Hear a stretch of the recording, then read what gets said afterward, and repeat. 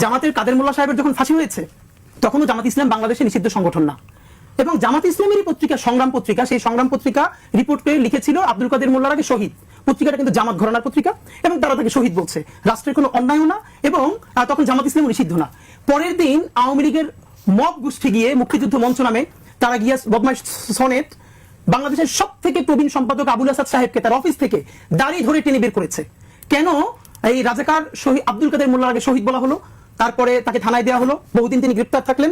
এই প্রথম আলোর মতিউর রহমান ভাই, ওনাকে সম্মান জানিয়ে বলছি প্রফেশনালিজমের জায়গা থেকে, অথবা ডেইলি স্টারের মাহফুজা নাম থেকে শুরু করে বাংলাদেশের এই কোন সম্পাদক একবার প্রতিবাদ করেন নাই যে বাংলাদেশের সব থেকে প্রবীণ সম্পাদক কেন তাকে তার অফিসে গিয়ে দাড়ি টেনে বের করা হলো, যদিও তিনি কোনো আইনের বহির্ভূত কাজ করেন নাই।